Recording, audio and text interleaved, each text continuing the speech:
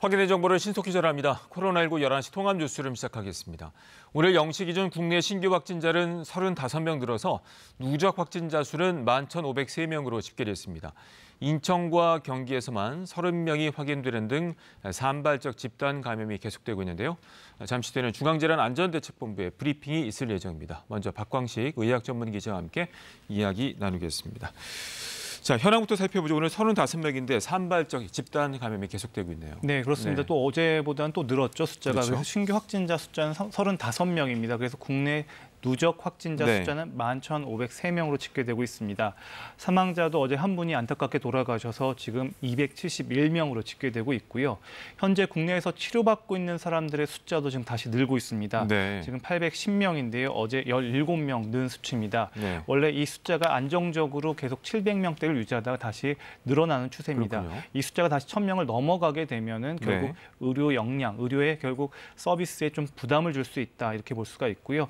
지금까지 완쾌돼서 격리 해제된 분의 숫자는 14,22명입니다. 그리고 지금 현재 검사받고 있는 사람들의 숫자도 24,058명으로 지금 조사되고 있습니다. 신규 확진자 35명의 숫자를 좀 분석을 해보면요. 해외 유입이 5명인데 국내 발생이 30명입니다. 지역별로 보면 인천이 18명, 경기가 12명, 서울, 대구, 전남 각각 1명씩 또 나왔습니다. 그리고 검역에서 2명이 발생했고요. 인천에서 좀 집중적으로 많이 발생한 것으로 알 수가 있습니다. 어제 방역당국의 브리핑 기준으로요. 부천의 이 물류센터발 집단 감염의 숫자는 111명으로 집계되고 있는데 이 숫자도 조만간 다시 발표가 되면 또 변경이 될 전망입니다. 그래서 경기에서 가장 많은 숫자 47명이 발생했고 인천이 44명 그리고 서울이 19명 순입니다. 이태원 클럽발 집단 감염의 숫자도 조금씩 늘어서요. 지금 270명으로 지금 집계되고 있습니다.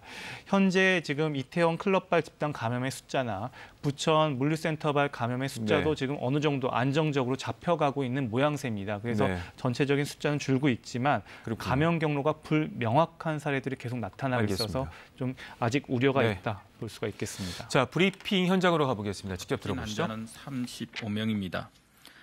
지역사회 감염이 30명이고 5명은 해외 유입 사례입니다. 오늘 0시까지 발생한 확진 환자는 총 11,503명이며 1,422명이 완치되어 격리 해제되었고 810명의 환자들이 치료를 받고 있습니다. 현재까지 총 사망자 수는 271명이며 어제 안타깝게도 한 분이 돌아가셨습니다. 고인의 명복을 빌고 유가족분들께는 깊은 위로의 말씀을 드립니다. 오늘 박능우 중대본 1차장 주재로 열린 중대본 회의에서는 수도권 추가 확진자 관련 현황 및 조치사항, 전국 해수욕장 개장 대비 준비사항 등을 논의하였습니다.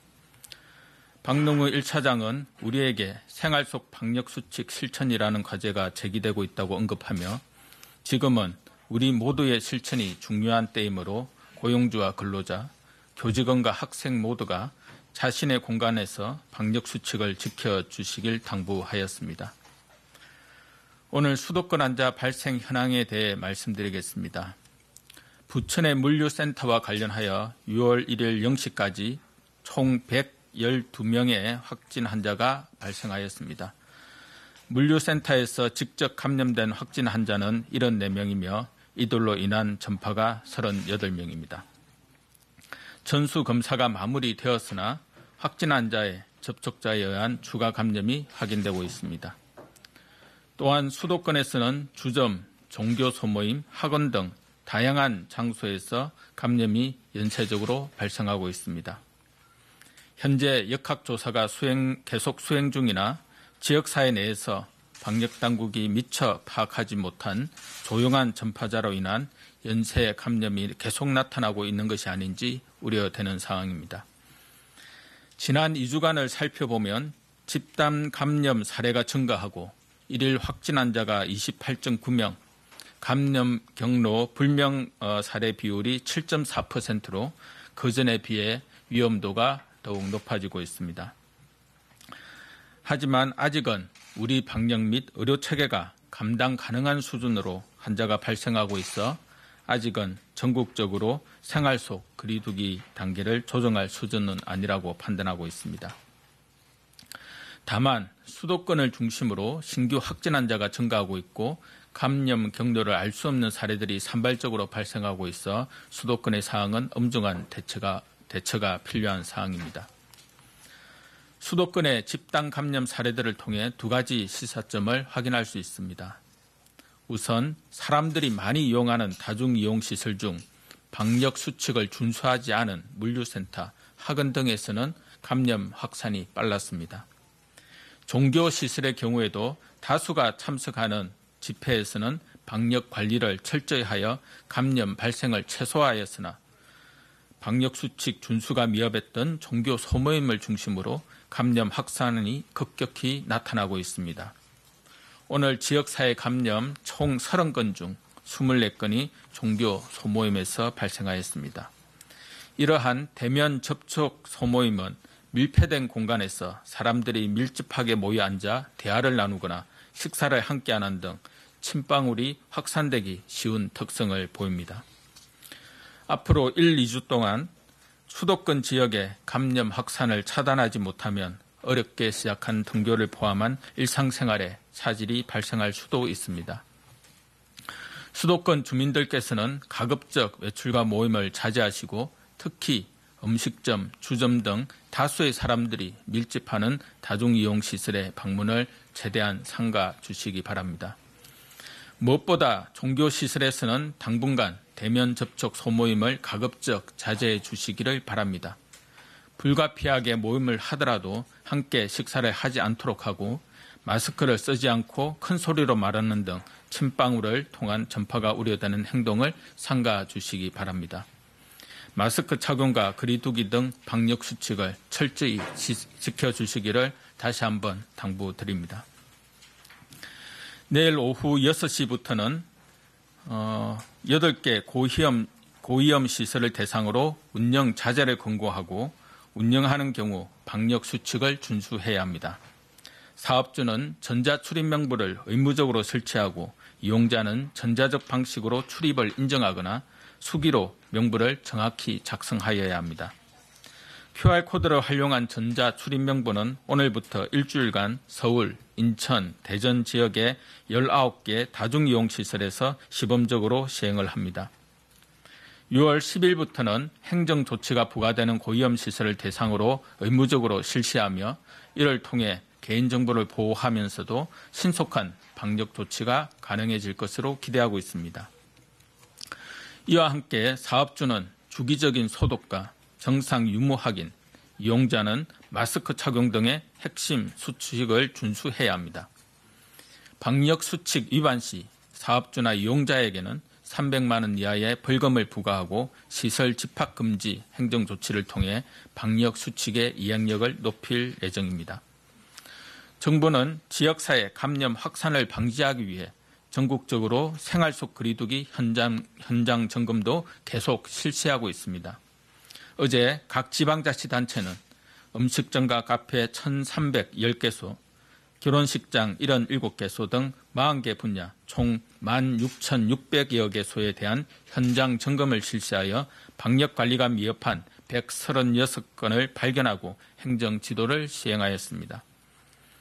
또한 주말을 맞아 유흥시설 31개소, 종교시설 11개소, 유언시설 2개소 등 총 59개소에 대해 중앙합동 점검을 실시하였습니다. 아울러 유흥시설에 대한 심야시간 특별 점검도 계속 이루어지고 있습니다. 클럽, 감성주점 등 3,904개소에 대해 지자체, 경찰, 식약처 등 178개 특별 점검단이 합동 점검을 실시하였고 집합금지 조치를 시행 중인 시도에서는 위반업소 80개소를 적발하여 고발하거나 고발할 예정입니다. 다음은 여름철을 맞이하여 해수욕장 방역관리 계획에 대해 설명드리겠습니다. 6월 1일 부산 해운대와 송정해수욕장, 6월 6일 태안 만리포 해수욕장 개장을 시작으로 7월까지 전국 267개소 해수욕장이 개장할 예정입니다. 정부는 해수욕장 이용객의 안전, 감염병 예방과 확산 방지를 위한 지침을 마련하여 배포하였습니다. 우선 이용객 밀집을 방지하기 위해 한적한 중소형 해수욕장을 이용해 주시길 당부드립니다. 또한 회사, 학교 수련회 등 단체 방문을 자제하고 가족 단위 등 소규모 방문을 요청드립니다.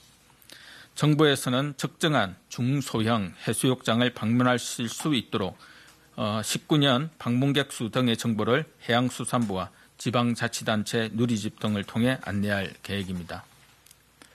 백사장의 차양시설은 2m 간격으로 설치하고 해수욕장 이용 시 과도한 음식물 섭취와 음주를 자제해 주시기를 바랍니다. 물놀이를 할 때를 제외하고는 마스크를 착용하고 샤워장은 한 칸 떨어져서 사용하여 주시며 침뱉기 자제 등 타인을 배려하여 이용해 주시길 바랍니다. 해수욕장 관리 운영 종사자들은 개인위생과 각 시설물 대여품의 소독 등 방역 관리를 철저히 해주시길 당부드립니다. 정부는 해수욕장 종사자를 대상으로 감염병 예방과 감염 상황 발생 시 조치 방법을 교육하며 지자체와 협력하여 해수욕장 방역관리 사항의 일일 점검을 실시할 예정입니다. 6월 중 개장하는 해수욕장을 대상으로 방역 지침을 시범 적용하여 잘 실행되는지 집중 모니터링할 계획입니다. 또한 코로나19의 발생 및 확산 추이를 감안하여 해수욕장 지침을 탄력적으로 운영할 예정입니다. 국민 여러분께서도 해수욕장 이용 지침을 숙지하셔서 안전한 물놀이를 즐길 수 있도록 협조해 주시기를 당부드립니다. 오늘부터 전국적으로 어린이집이 다시 등원을 시작하게 되었습니다.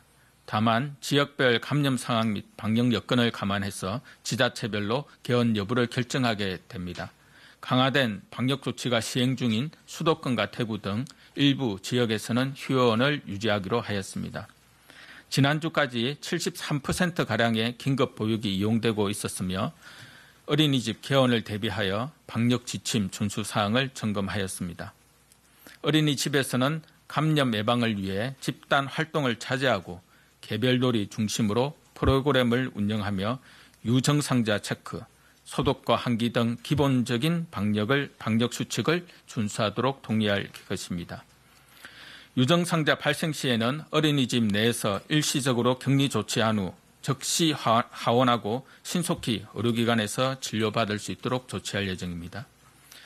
부모님과 선생님들께서는 우리 아이들이 안전하고 건강한 어린이집 생활을 이어나갈 수 있도록 방역 수칙과 교육에 노력해 주시기를 당부드립니다. 오늘 어린이집 등원과 함께 이번 주 수요일에는 3차 등교가 예정되어 있습니다. 그간 우리 모두가 함께 노력한 결과로 우리 아이들이 어린이집과 학교 생활을 시작할 수 있었습니다. 이런 생활이 안전하고 건강하게 유지되기 위해서는 사회 전체의 지속적인 노력이 필요합니다. 하지만 최근 코로나19와 함께 한 기간이 길어짐에 따라 방역 수칙을 소홀히 여기는 모습이 발견되고 있습니다. 치료제와 백신이 개발될 때까지는 코로나19는 종식될 수 없고 우리는 당분간 코로나19와 함께하는 일상을 계속 영위해야 합니다. 국민 여러분들께서는 풀어졌던 마음을 조금 더 조이시고 방역수칙 준수를 통해 아이들의 등교와 등원을 지지하고 응원해 주시기 바랍니다.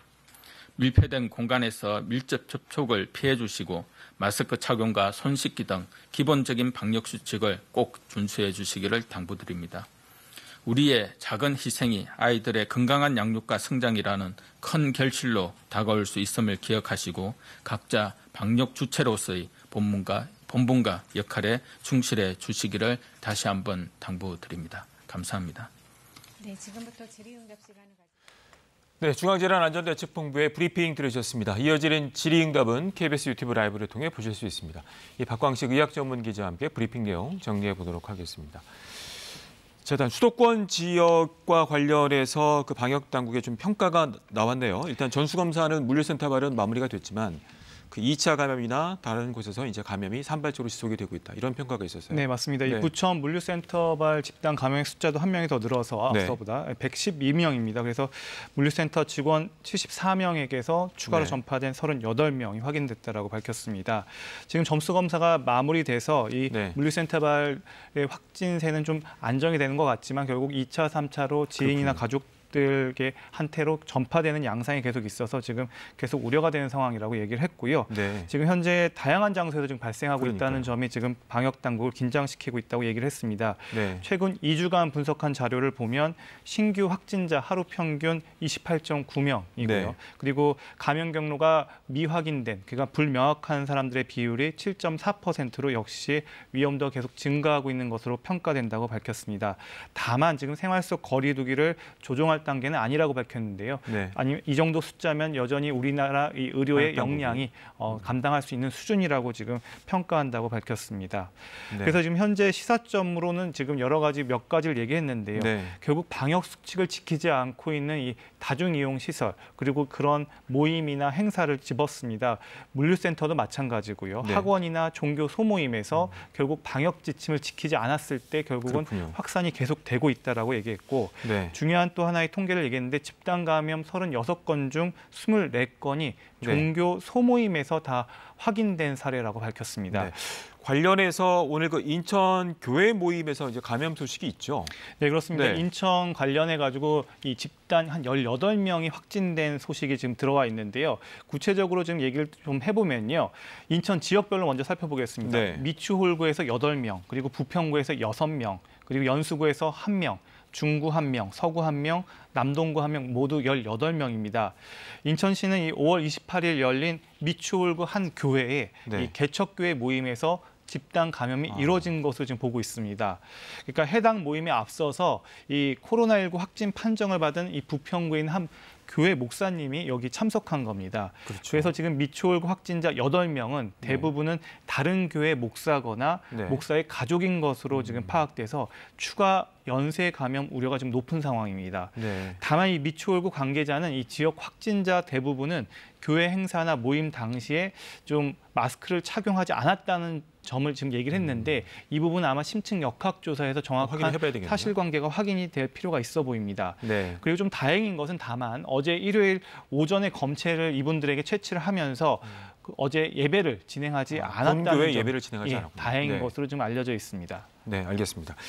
자, 관련해서 이제 방역 수칙이 안 지켜진 뭐 물류센터, 학원, 종교시설 소모임 얘기를 했는데 교회 같은 예배는 그래도 이제 방역 수칙을 지키는데 이 소모임에 대한 문제점을 여러 번 강조를 했어요. 특히 식사를 같이 한다거나 가깝게 대면 접촉을 해서 또 침방울이 튈 확률이 높기 때문에 특히 소모임 같은 거 좀 자제를 해달라는 당부가 있었네요. 네, 맞습니다. 지금 코로나19 상황들이 지금 벌써 우리나라는 134일째입니다. 많은 취약한 부분들이 나오고 있는데요. 이제 좀 밝혀지고 있는 부분들은 이제 결국 교회에서 이 큰 모임, 예배 모임들은 그래도 방역 지침들을 갖다가 지키죠. 뭐 네. 출입할 때 발열을 체크한다거나 그리고 네. 거리를 둔다거나 이런 것들이 잘 지켜지지만 교회에서 이루어지고 있는 그 소모임들에 대해서는 다시 또 하나의 또 진원지로 하나의 또 감염이 확산되는 하나의 연결고리도 지금 보고 있습니다. 왜냐하면 결국은 친밀한 관계에서 그리고 밀접한 이 밀폐된 공간에서 밀접하게 앉아서 네. 결국 계속 대화를 나누기 때문에 네.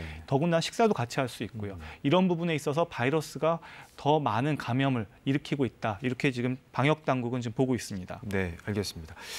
자, 그리고 이제 고위험 시설 관련해서 이제 내일부터 운영 제재를 권고하고 이제 QR 코드 전자 출입 명부 관련해서 또 오늘부터 시범 운영이 들어간다면서요? 네, 맞습니다. 이제 QR 코드를 활용한 전자 네. 출입 명부 시스템이 이제 시범 사업으로 시범 운영이 시작됩니다.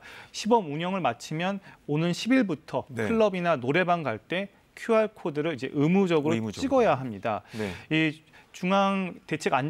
중앙방역중대본이 분류한 이 QR코드 의무시설 8개 업종은요. 네. 헌팅포차, 네. 그리고 감성주점, 그리고 클럽이나 룸사롱 같은 유흥주점, 그리고 단란주점, 네. 콜라텍, 그리고 노래연습장, 그리고 격렬한 운동을 동반한 실내 집단 운동시설도 여기에 포함됩니다. 그리고 또 실내 스탠딩 공연장도 여기에 해당됩니다.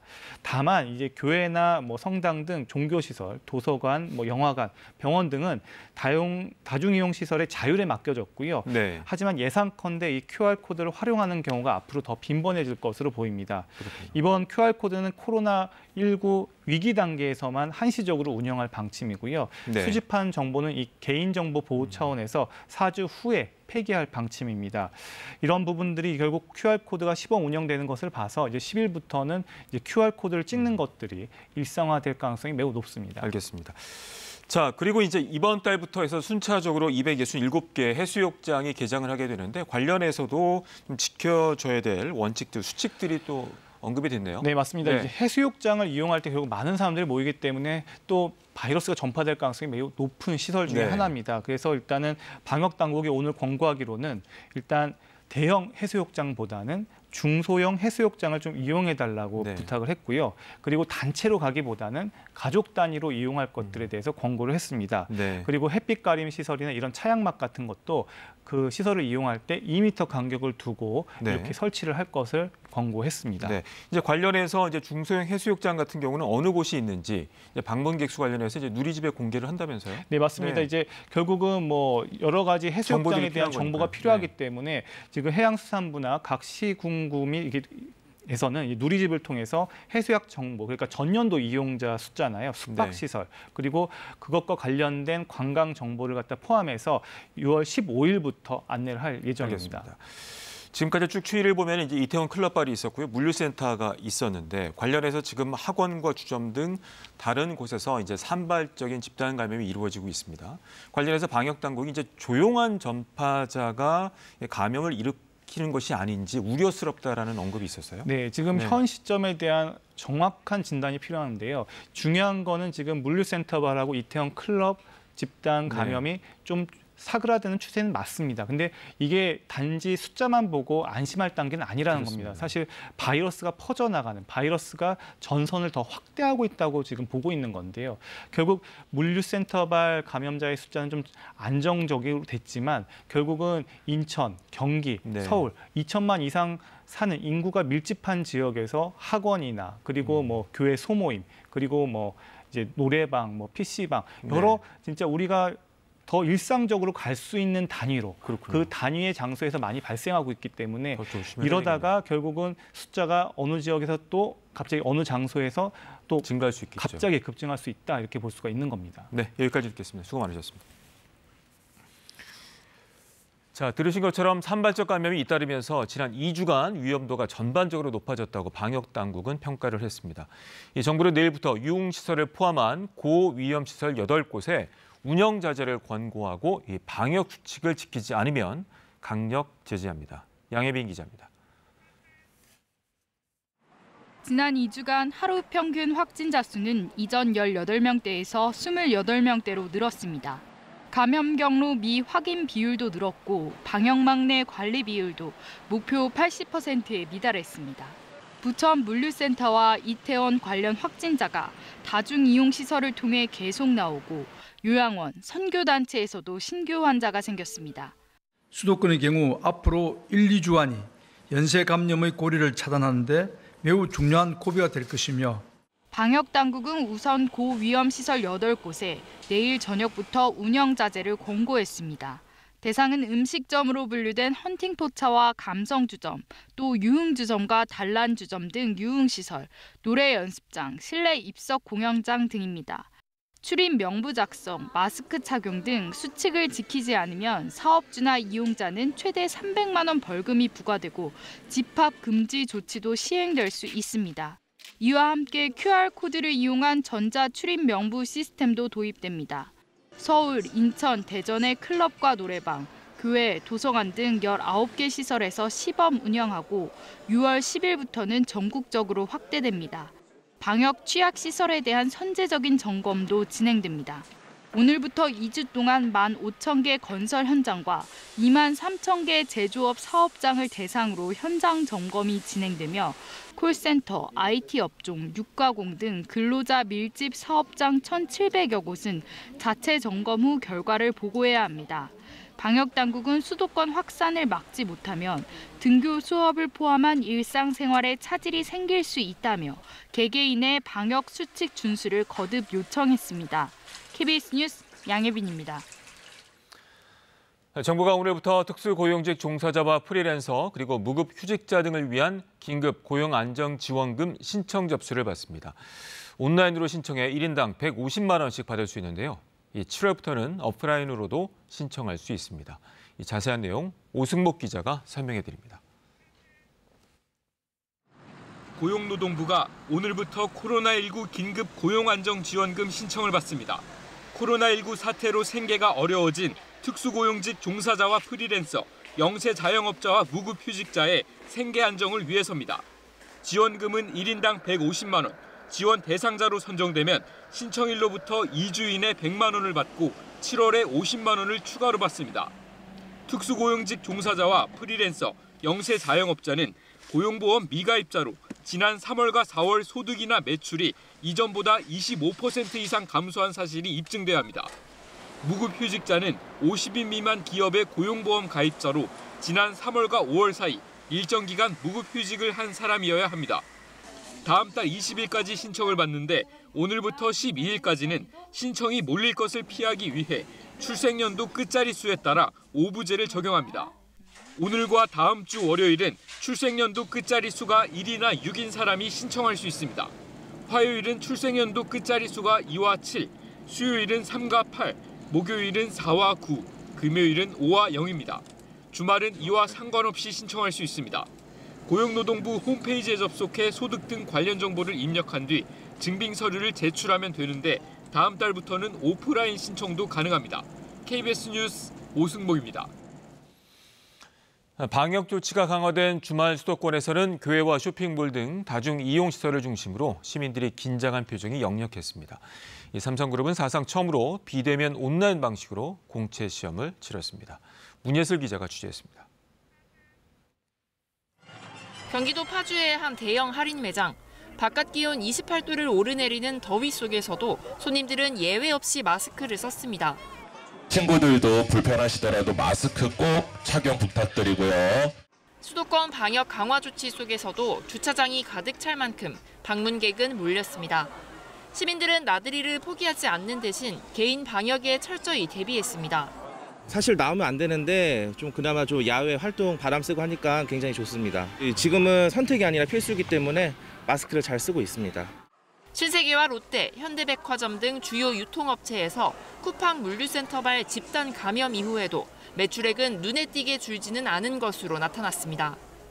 주말이면 신도 10만 명이 몰리던 서울 여의도 순복음 교회에는 어제 하루 2만 명만 예배에 참석했습니다.